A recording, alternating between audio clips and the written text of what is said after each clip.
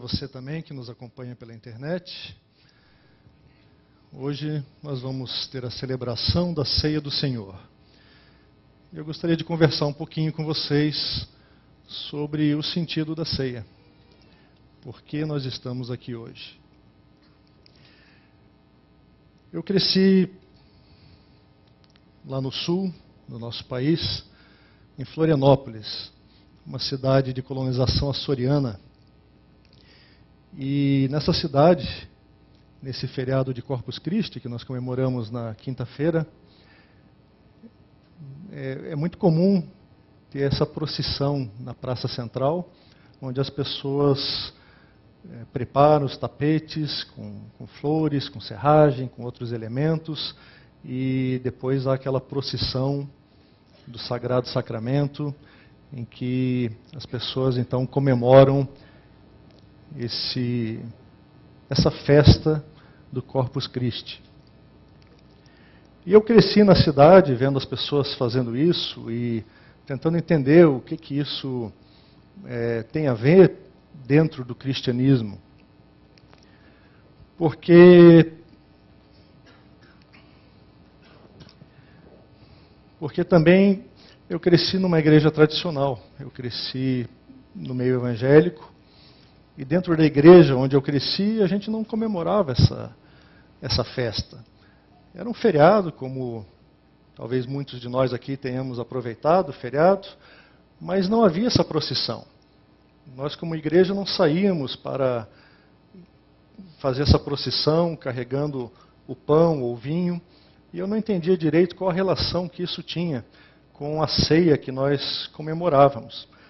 Na verdade, quando criança, eu percebia que havia esse momento de ceia, mas era sempre um momento muito silencioso, um momento reverente, um momento em que as pessoas ficavam cabisbaixas, elas ficavam orando silenciosamente, orações individuais.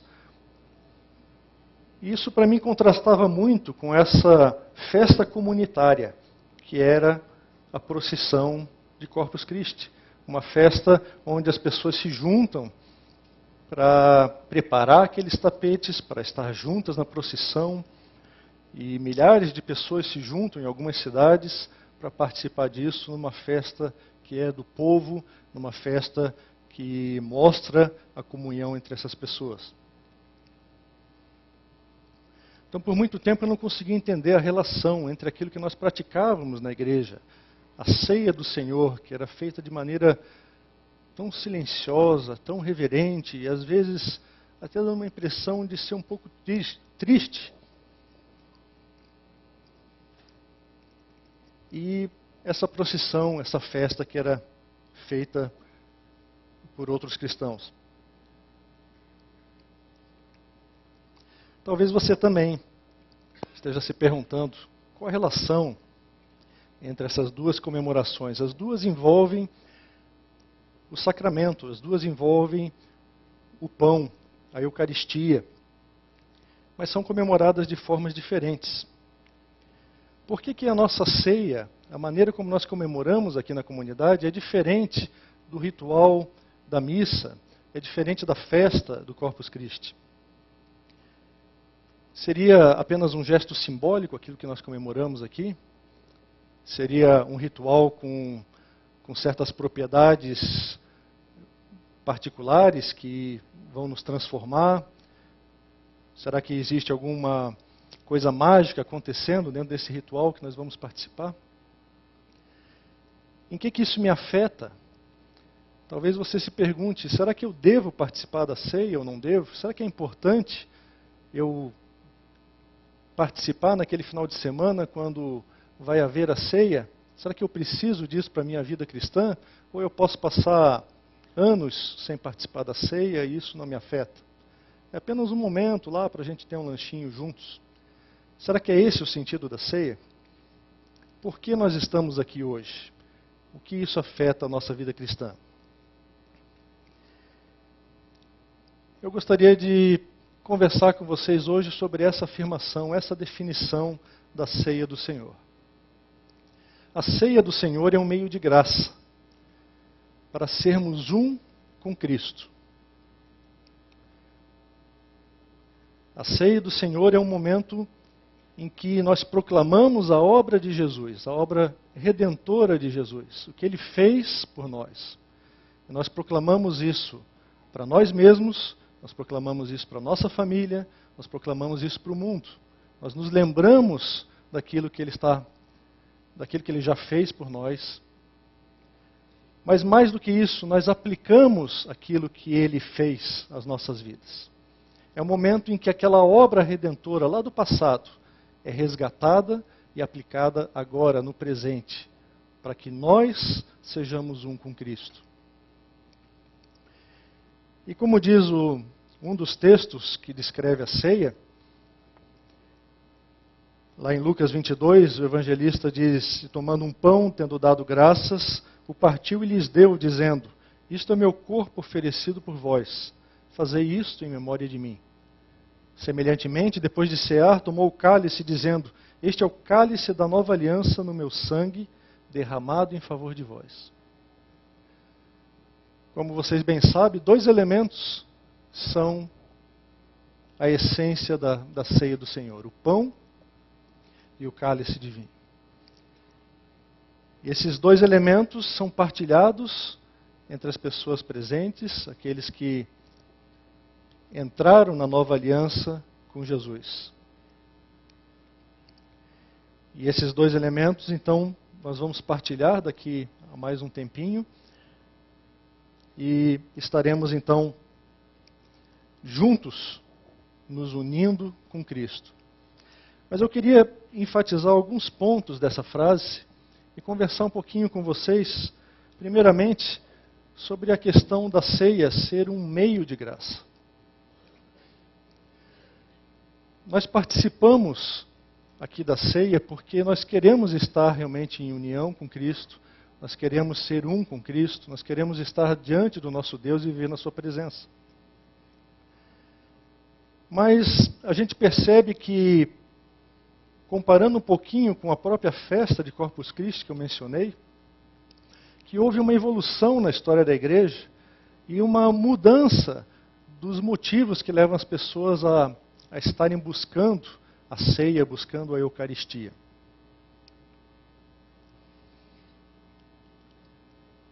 A partir do século IV, quando o cristianismo se tornou a religião oficial do Império, começaram a se construir liturgias muito mais elaboradas. Os cristãos não precisavam mais estar escondidos e podiam estar, então, reunidos abertamente em templos que começaram a ser construídos. E muitas coisas do cerimonial do Império Romano começaram a entrar dentro da igreja, e a liturgia se tornou mais pomposa, e começou a haver uma reverência mais exagerada aos próprios elementos da ceia. A ceia e o momento do culto, que mais tarde passou a ser conhecido como missa, começou a se tornar pomposo, intimidante, até imponente, e um próprio mistério que os fiéis olhavam e participavam e continuamente estavam lá, então, olhando aquilo acontecer. Um pouquinho mais tarde, se começou a falar também de que esses elementos eles eram tão especiais que não podia mais o povo manipular. Até o século IX, as pessoas ainda manipulavam o pão e o vinho e se serviam desses elementos. A partir do século IX, apenas o sacerdote poderia manipular os elementos, com medo de que houvesse uma profanação dos elementos, porque os elementos eram considerados sagrados e muito importantes. Um pouco tempo depois, no século XII, o cálice foi negado ao povo, só o sacerdote tomava o cálice, porque havia também esse medo da profanação, do derramar o vinho precioso, que é o sangue de Jesus, e o vinho então era sagrado. E se começou a praticar o rito de elevação da hóstia. Então, no momento do culto da igreja, a igreja que era uma só naquela época, havia aquele momento em que o sacerdote elevava a hóstia, como ainda faz hoje, para que os fiéis pudessem contemplar o corpo de Cristo ali transformado, segundo o conceito que começou a se formar naquela época, que havia uma transformação daquele pão no corpo de Cristo. E naquele momento havia consagração, e as pessoas então que estavam participando daquela reunião, daquele encontro, podiam estar adorando o pão transformado no corpo de Cristo, adorando o corpo de Cristo. Mas foi apenas um pouco depois, em 1246, ou seja, faz algum tempinho já, quase 800 anos, que se fez a primeira celebração da festa de Corpus Christi. Uma freira chamada Juliana teve algumas visões e, compartilhando com seus superiores, eles entenderam que o que estava faltando na igreja era um momento de comemoração e de alegria pela bênção da Eucaristia. Porque Jesus nos concedeu essa oportunidade de estarmos juntos na ceia. Normalmente, nós já temos a Quinta-feira da Paixão como um momento central em que a gente para e pensa sobre aquilo que Jesus fez. Mas como eles entenderam que esse era um momento de muito pesar, um momento triste, eles resolveram criar um segundo momento onde haveria uma festa de alegria, pelo prazer da ceia, pela alegria de estarmos em comunhão uns com os outros e com o nosso Senhor. Então assim eles começaram a comemorar a festa do Corpus Christi, e alguns anos depois essa festa foi oficializada pelo Papa e se começou a ver então as primeiras procissões. Então você vê que não é uma coisa que foi criada agora há pouco tempo.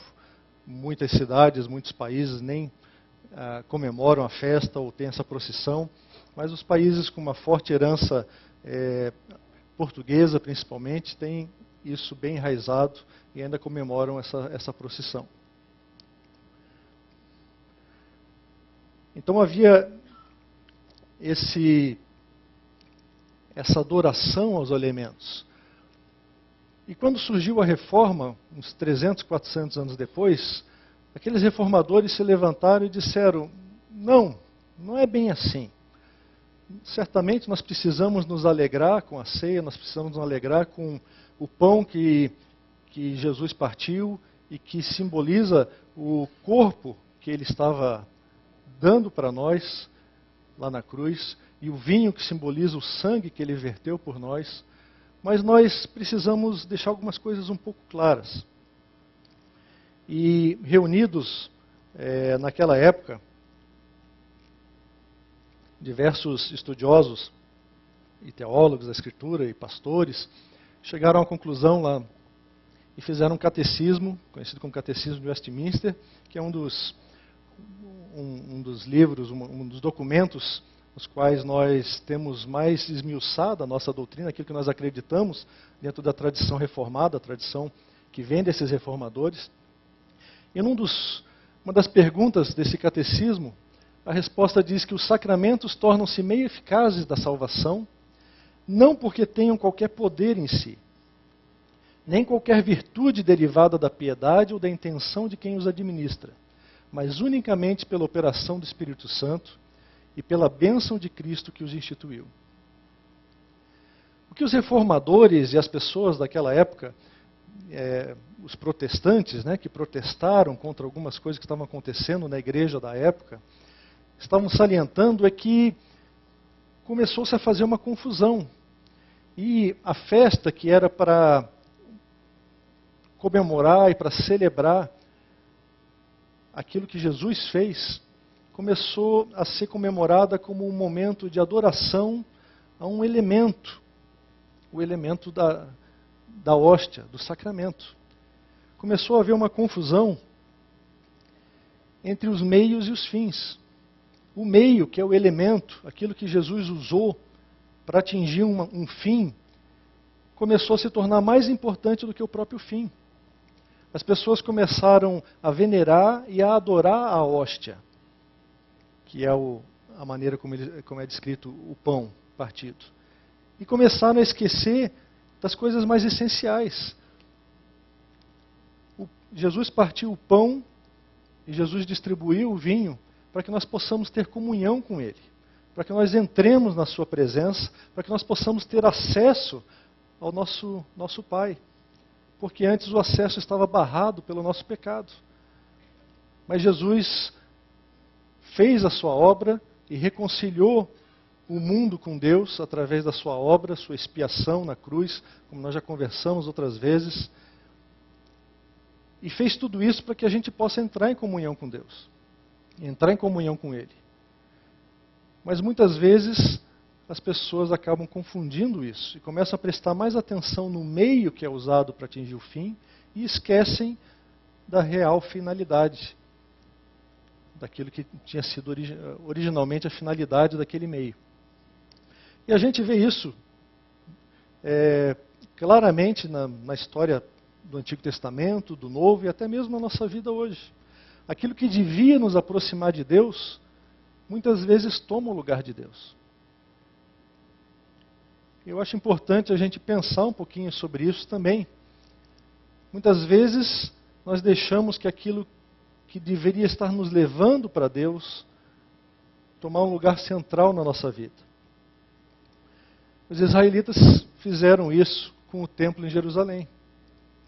O templo foi uma ideia que Davi teve de estabelecer um local permanente de adoração a Deus, mas que Deus disse que apenas o filho dele, Salomão, ia construir, para que houvesse ali naquele local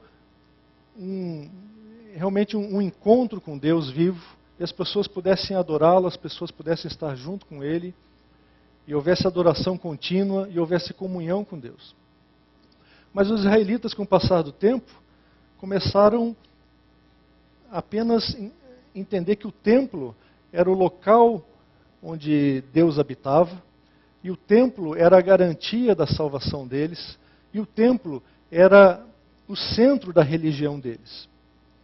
A tal ponto que quando Deus começou a mandar profetas para falar que eles estavam errados, e que Deus, por exemplo, ia castigar o povo, eles disseram, não, Deus não vai nos castigar, porque nós temos o templo dele aqui. Deus nunca vai destruir essa cidade, porque aqui nós temos o templo de Deus. O templo começou a se tornar mais importante do que o próprio Deus, e do que a palavra que Deus estava querendo trazer para aquele povo. Da mesma maneira, Deus concedeu a sua Torá, a sua lei, para que as pessoas aprendessem a observar aqueles mandamentos e aprendessem a viver melhor na sua presença. Os mandamentos de Deus não são para nos oprimir, para nos infernizar a vida. Muito pelo contrário, os mandamentos de Deus são para que nós possamos ter uma vida plena na presença de Deus. Mas é tão fácil a gente confundir essas coisas. E no tempo de Jesus, os judeus já tinham chegado à conclusão de que havia 613 mandamentos específicos que eles precisavam obedecer. E eles estavam tão preocupados em obedecer todos esses mandamentos, que eles não conseguiram reconhecer o próprio Deus que estava ali no meio deles. E o enfrentaram e disseram que ele estava errado, porque eles entendiam mais da lei de Deus do que o próprio Deus que estava ali na pessoa de Jesus. Porque, de novo, eles enfatizaram o meio e esqueceram do fim, que é a reconciliação e a vida na presença de Deus.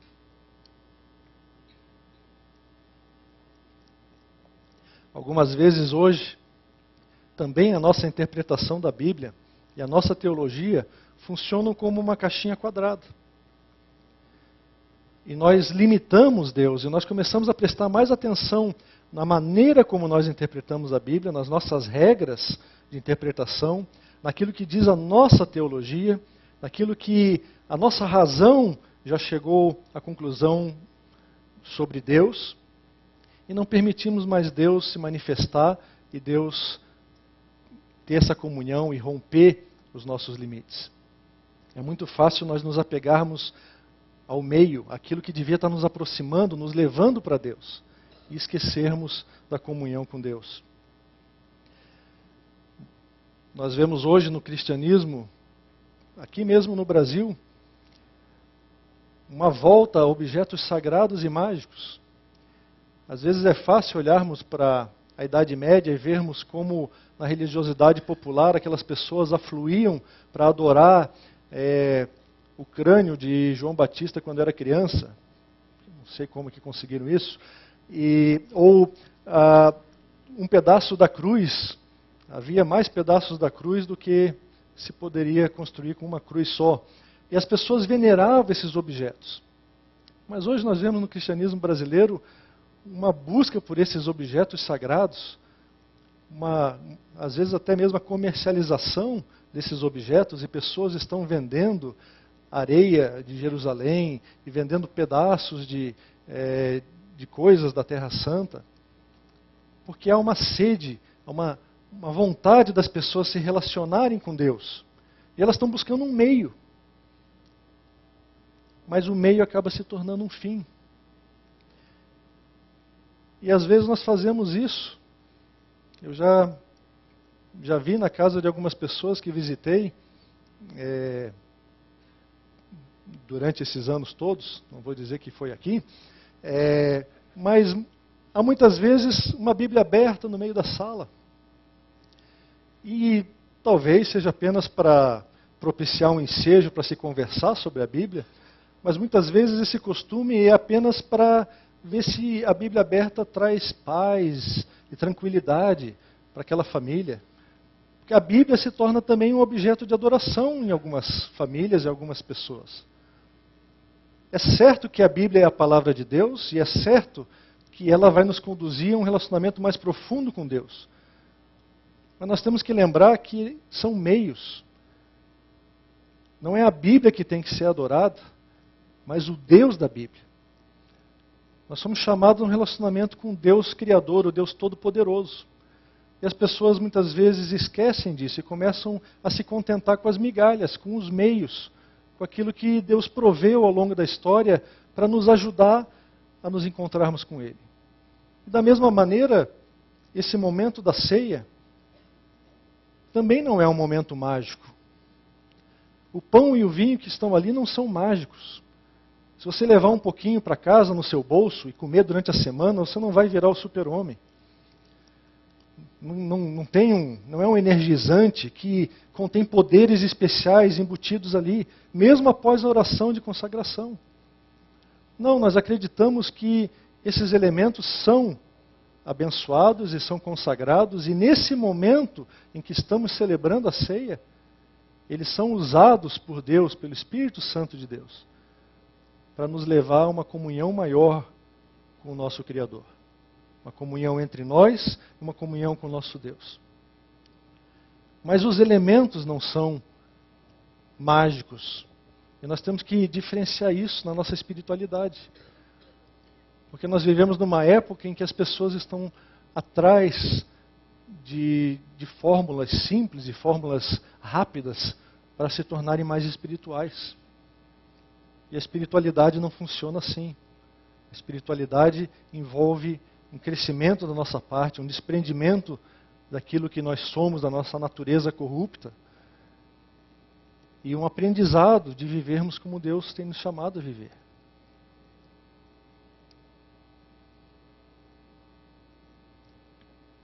É a verdade por trás dos símbolos que vai estar operando em nós. Então nós temos que lembrar, quando a gente fala que a ceia é um meio de graça, nós temos que lembrar que é um meio. E a gente vai usar esse meio de graça para poder estarmos juntos na presença de Deus. Mas a ceia também é um meio de graça, e eu queria enfatizar essa parte. Porque, por ser um meio de graça, ela depende de Deus exclusivamente, daquele que ministra graça às nossas vidas. Não depende da perfeição de quem ministra a ceia, não depende da perfeição de quem recebe. Porque você está aqui participando da ceia, você vai participar da ceia unicamente porque Jesus o capacitou a estar aqui junto conosco, o chamou a estar junto conosco, e o chamou a esse momento para ter comunhão com o próprio Deus vivo. E nós só podemos entrar na presença do Deus vivo por causa do sangue de Jesus. Não é pelo aquilo que você fez, não é porque você é bonzinho, não é porque você é um bom cristão, não é porque você vem à igreja 3 vezes por domingo, se for o caso, e lê a Bíblia 3 horas por dia. Nada disso qualifica para entrar na presença de Deus no momento da ceia. Apenas a perfeição de Jesus, aquilo que Ele fez na cruz, o fato de que Ele é o nosso substituto, que Ele se colocou no nosso lugar. E através dessa obra, através de olhar para Jesus, Deus então pode nos aceitar como nós somos e ter comunhão conosco. Então esses elementos, eles são símbolos didáticos e eles nos ensinam sobre a obra graciosa de Jesus na cruz. E nós sabemos que o pão, Jesus diz, representa o corpo que foi vertido. E o vinho representa o seu sangue, quando nós lemos no texto do evangelista Lucas. E então o Espírito Santo usa esses dois elementos, o pão e o vinho, para gerar em nós fé e gerar comunhão com Deus. E compreensão dessa união que nós temos com Cristo. Esse é um momento de festa, um momento em que nós temos comunhão uns com os outros. Um momento em que nós temos comunhão com o nosso Deus. E esses elementos, então, são um instrumento, um meio didático que Deus usa para que a gente possa compreender mais acerca do que Ele quer conosco.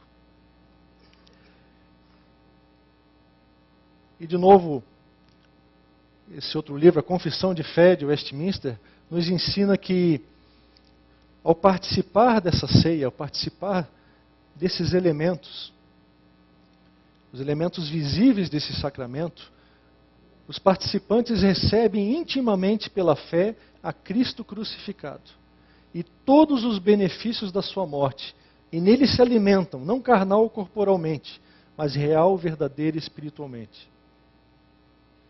Nós não estamos mordendo o corpo de Cristo, porque não é esse o ponto que Jesus estava querendo provar.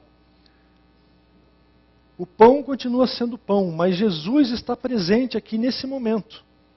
E está presente no momento da ceia, real, verdadeira e espiritualmente. E naquele momento que nós estamos participando da ceia, nós estamos entrando em comunhão íntima e recebemos pela fé o Cristo crucificado. E nos tornamos um com Ele. E naquele momento o Espírito Santo aplica todos os benefícios da morte de Jesus. A redenção é aplicada novamente sobre nossas vidas. E nós somos fortalecidos na nossa caminhada, naquele momento de comunhão com Deus vivo. Então aqui já fica uma das respostas às perguntas iniciais. Sim, é muito importante nós participarmos da ceia regularmente, porque é nesse momento que o Espírito Santo nos fortalece e nos leva a termos essa comunhão íntima com o Senhor. E a aplicar os benefícios daquilo que Jesus fez às nossas vidas. Mas é importante a gente enfatizar também que, embora o pão e o vinho realmente não se transformem no corpo e no sangue de Jesus, não é isso que nós cremos, eles não são meros símbolos. Nós temos que enfatizar que nós não estamos apenas aqui reunidos para um memorial que lembra o que 2000 anos atrás alguém fez por nós. Não, a celebração da ceia é muito mais do que isso. É um momento de intimidade com Deus. É um momento real em que aquilo que Jesus fez na cruz é aplicado às nossas vidas. Então nós temos que ter essa compreensão de que realmente é um momento de reverência, é um momento de encontro com Deus, é um momento também de celebração por aquilo que Jesus fez por nós. E a nossa participação indica a aceitação dessa obra por nós e a sua aplicação em nossas vidas. Por isso a ceia é restrita àqueles que já têm uma comunhão com o Senhor, aqueles que já entraram na aliança com o nosso Deus. Porque esse é o momento de comunhão com Deus. E se você ainda não passou por esse momento, e você ainda não rendeu sua vida a Jesus, se você ainda não entendeu que Jesus morreu no seu lugar, para que você possa ter comunhão com Deus, ou se você entendeu, mas você não quer isso para a sua vida, então você também não tem oportunidade ainda de estar participando da ceia. Porque você está dizendo, não, eu não quero essa comunhão com Deus ainda. Mas esse é o momento também da comunhão regular que nós temos com Deus. É o momento em que essa nossa participação está dizendo, eu creio naquilo que Jesus fez, eu quero isso para a minha vida. E eu, junto com meus irmãos aqui, quero ser uma igreja, quero ser um corpo de Cristo. E essa participação na ceia faz exatamente isso. Ela nos torna um com Cristo. É o que vai dizer o apóstolo Paulo nesse texto de 1 Coríntios 10. Esse não é um momento apenas individual, mas é um momento participativo, um momento de todo o corpo. Diz o texto da 1 Coríntios 10, porventura, o cálice da bênção que abençoamos não é a comunhão do sangue de Cristo? O pão que partimos não é a comunhão do corpo de Cristo? Porque nós, embora muitos, somos unicamente um pão, um só corpo, porque todos participamos do único pão. Paulo está tratando de uma outra questão nesse texto, sobre a questão da idolatria e da participação em rituais pagãos de adoração a outras divindades. Nesse texto ele está comentando que, assim como nós na ceia entramos em comunhão com o nosso Deus, se você participa de outros rituais pagãos, você acaba entrando em comunhão com aquelas divindades, que na verdade são demônios. Então Paulo está alertando os coríntios sobre isso, e ao alertar os coríntios sobre isso, ele está falando sobre o momento da ceia. Ele fala ali no versículo 17 que nós, embora muitos, somos unicamente um pão. Nós nos tornamos um só pão, porque todos participamos do único pão. Agostinho, escritor famoso, teólogo da história da igreja, no século IV e V, ele escreveu em dois dos seus sermões sobre esse texto, e ele fala assim, por que esse mistério é consumado por meio do pão? Diz o apóstolo, nós, embora muitos, somos um corpo, um pão, o texto que nós lemos. Um pão. E o que é este pão? É um corpo feito de muitos.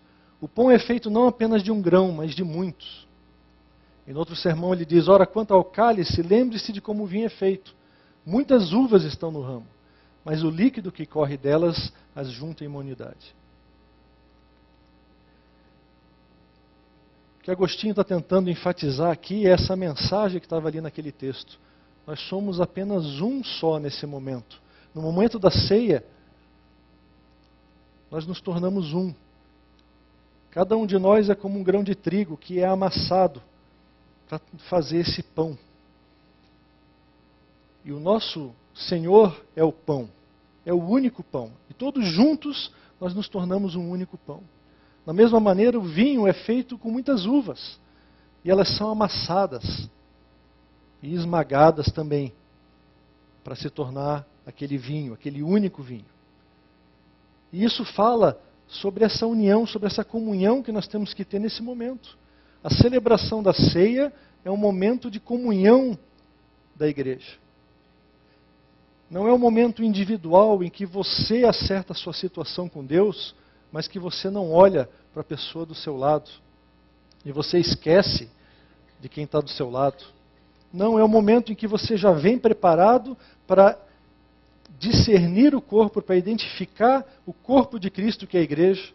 E você já pensa, puxa, mas eu tenho tantos problemas com pessoas desse corpo. Como é que eu vou conseguir ter comunhão com as pessoas desse corpo? E você pensando assim, você vai e resolve os problemas que você tem com essas pessoas antes de entrar em comunhão com Deus. Jesus fala sobre isso lá em Mateus 5, diz que quando você vai entrar na presença de Deus, resolve primeiro o problema com seu irmão. Esse é um momento de comunhão.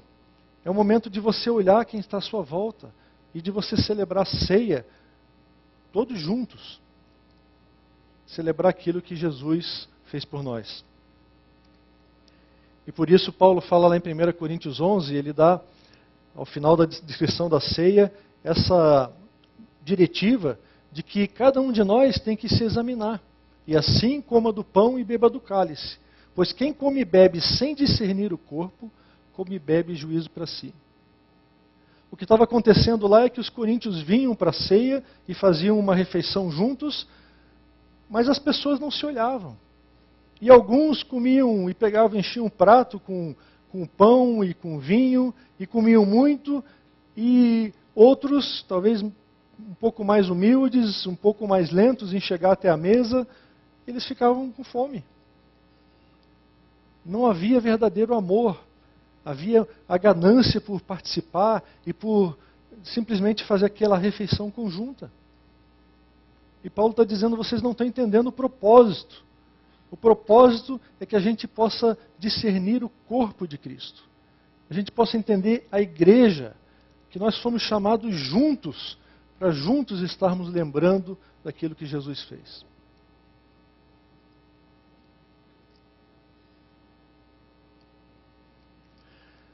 Então, meus queridos, essa conversa rápida que eu gostaria de ter com vocês sobre o sentido da ceia. A ceia é um meio de graça para sermos um com o nosso Senhor. Eu queria deixar para você pensar nesse momento 4 perguntas. Em primeiro lugar, eu gostaria que, nesse momento que nós vamos ter de preparação para a celebração da ceia, em que você vai estar diante do Senhor, você pensasse algo religioso na sua vida, que tem substituído Deus e impedido você de entrar na presença dEle? Existem coisas na sua vida que você dá mais valor do que Deus? Talvez até coisas religiosas? Examine a sua vida e veja se você realmente coloca Deus em primeiro lugar. E se você entende que essa é a finalidade da sua vida, de estar em comunhão com Deus. Além de livrar-se dos meios, você também tem que, muitas vezes, se livrar de você mesmo, da sua própria religiosidade. A ceia é um meio de graça. Não depende da sua religiosidade. Então pergunte para você mesmo, existe algo meritório, existe algo que eu acho que vale a pena em mim? Algum mérito meu que impede que você confie plenamente na obra graciosa de Jesus? Nós estamos aqui reunidos tão somente por aquilo que Jesus fez. Não é pela sua bondade, não é pela minha bondade, porque por melhores que nós possamos ser, nós nunca vamos alcançar a perfeição que Deus exige. Só Jesus alcançou essa perfeição e nós podemos estar aqui porque nós confiamos plenamente naquilo que Jesus fez. Terceiro lugar, a ceia é um meio de graça para nós sermos um com o nosso Deus. Você está preparado para esse encontro? Examine a sua vida e prepare-se para esse encontro de comunhão com Deus eterno. Em outras religiões, as pessoas passam semanas meditando, tentando se tornar um com forças do além, com forças espirituais que governam esse universo. Nós temos essa oportunidade aqui e agora. Você não precisa se esvaziar e ficar meditando e tentar sair de você mesmo para se tornar um com a força do universo. Porque nós conhecemos essa força do universo e ela é uma força pessoal e tem um nome, Javé, e ele se revelou a nós na pessoa de Jesus. E ele disse, hoje e agora vocês podem ter comunhão comigo. E nós podemos nos tornar um com ele. E finalmente, você está se preparado para se unir aos seus irmãos por meio do único pão e da videira verdadeira?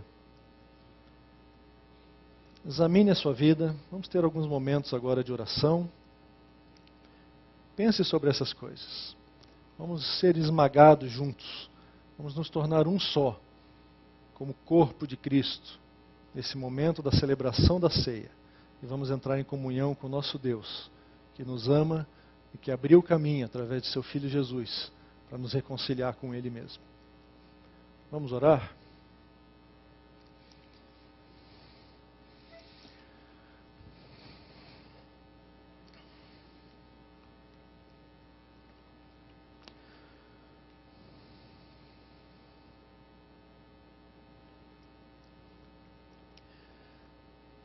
Senhor Deus, obrigado pelo que a Tua Palavra nos ensina sobre esse momento da ceia. Obrigado porque, através do Teu Filho Jesus, nós podemos chegar até Ti. E podemos ter comunhão contigo. Senhor, nós queremos participar desse momento da ceia, para sermos um contigo, para que o Teu Espírito aplique a obra redentora de Jesus nas nossas vidas, para que a nossa fé seja fortalecida, para que a nossa caminhada junto com os nossos irmãos seja mais gostosa e mais fácil, para que a nossa comunhão com esses irmãos seja mais intensa e mais profunda. Ajuda-nos nisso, Senhor. Livra-nos de nós mesmos, livra-nos das nossas tendências a sacralizarmos os meios e a esquecermos de que Tu és a única fonte, Tu és a finalidade da nossa existência e nós vivemos para Te adorar e para Te glorificar. E nesse momento nós queremos ter essa comunhão contigo e queremos celebrar esse livre acesso através da obra de Jesus e pedir que o Teu Espírito esteja falando aos nossos corações e aplicando tudo isso às nossas vidas. Em nome de Jesus. Amém. Nós acabamos de aprender que a Santa Ceia ela é um meio de graça que nos torna um com Jesus. Eu gostaria de convidar aqui os casais que estarão nos auxiliando na distribuição dos elementos da ceia, para que viessem aqui à frente, para nós podermos então receber esses elementos e tomarmos juntos, nos tornarmos um com Cristo Jesus.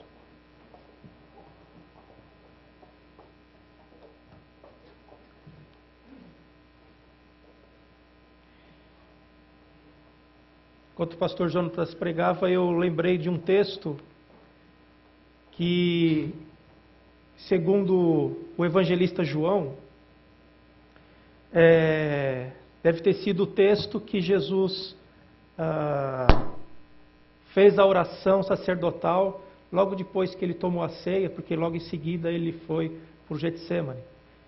E aí eu me lembrei de um versículo que diz assim: Jesus dizendo ao Pai: Pai, eu não rogo somente por estes, mas também por aqueles que vierem a crer em mim, por intermédio da sua palavra, a fim de que todos sejam um, e como és tu, ó Pai, em mim e eu em ti, também sejam eles em nós, para que o mundo creia que tu me enviaste. Esse aqui é um texto que diz assim, que Jesus, quando ele orou, ele pensou em nós nesta manhã. Ele intercedeu por nós nesta manhã. E Ele está aqui presente conosco nesta manhã. E Ele quer que nós nos tornemos um com Ele, assim como Ele é um com o Pai. Nós vamos receber do pão e do vinho e tomá-los, testemunhando que nós somos um com Jesus. Vamos fazer uma oração agradecendo por esta oportunidade que nós temos de tomar o pão e o vinho. Feche seus olhos e ore ao Senhor. Senhor Jesus, muito obrigado, porque o Senhor preparou toda esta mesa para nós. O Senhor se deu em nosso favor para que nós pudéssemos nos assentar em torno da mesa, testemunhando a nossa comunhão contigo e com o Pai. Eu clamo para que o Senhor derrame a tua graça sobre cada um de nós, nesta hora, aqui como igreja, na presença do Senhor. Restaure vidas, modifique vidas, salve vidas nesta hora. Agradecemos-te pelo pão e pelo vinho, que nos fazem testemunhar a nossa comunhão uns com os outros e com o Senhor. Em teu nome, Jesus. Amém. Podem receber de mim. Isto é o meu sangue derramado em favor de vós. Tomai e bebei em memória de mim. Com vinho e pão celebraremos a nossa comunhão. Vamos tomar juntos.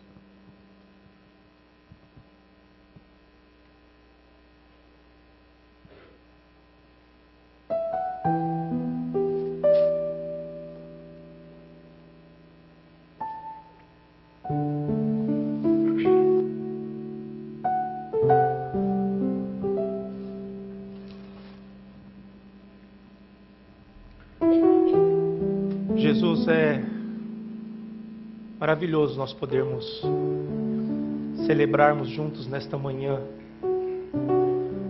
a comunhão contigo por meio do teu sangue e do teu corpo que foi entregue naquela cruz.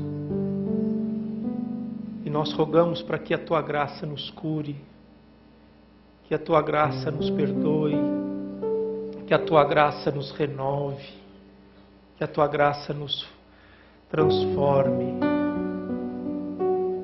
Derrama, ó Deus, a tua graça sobre cada um de nós nesta manhã.